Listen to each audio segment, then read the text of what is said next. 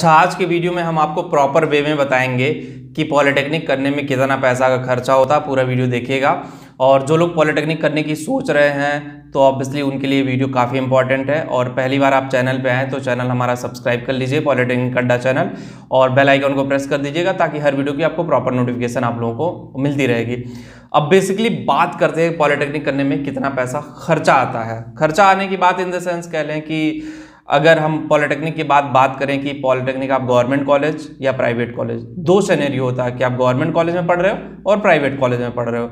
सबसे पहले मैं आप लोगों से ये रिक्वेस्ट करूंगा कि जो लोग भी पॉलिटेक्निक करने के लिए सोच रहे हो, एक अच्छे गवर्नमेंट कॉलेज में जाओ, एक अच्छे प्राइवेट कॉलेज में जाओ। दोनों अलग अलग वर्ड हैं, दोनों को समझना, आप लोग अच्छे से समझना, तभी जाके आपको समझ में आएगा।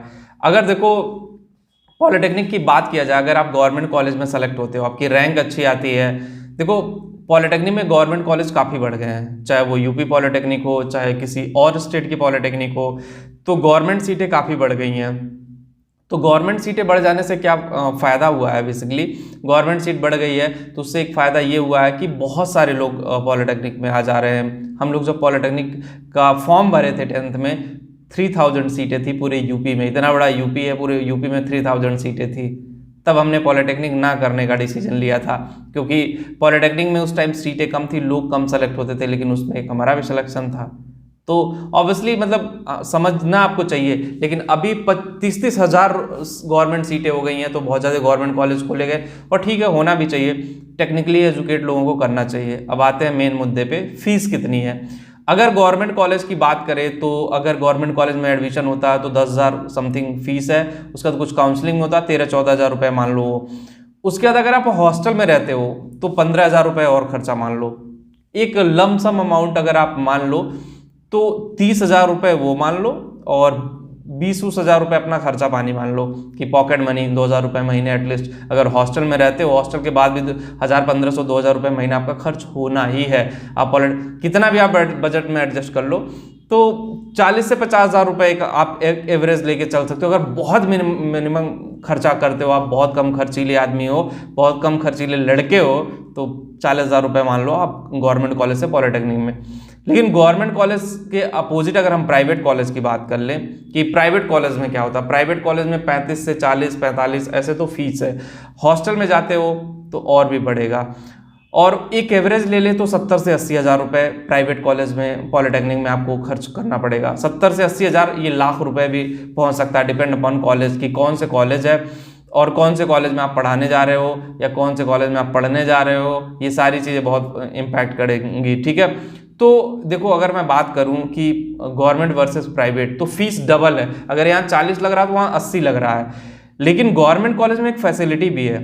क्या फैसिलिटी आप लोग बोलोगे? सर एक फैसिलिटी ये है, स्कॉलरशिप वाली गारंटी है कि आपकी मतलब 95% एक गारंटी मान लो कि आपकी स्कॉलरशिप मिल जाएगी गवर्नमेंट कॉलेज में अगर आप एडमिशन लेते हो तो गवर्नमेंट कॉलेज में आपकी स्कॉलरशिप तो मिल जाएगी। लेकिन वही प्राइवेट कॉलेज की बात की जाए तो बहुत कम प्रोबेबिलिटी होती है कि मतलब आप ले सकते हो कि 20% प्रोबेबिलिटी आ जाएगी, उसके बाद कोई रेशियो नहीं है कि आपकी स्कॉलरशिप आएगी।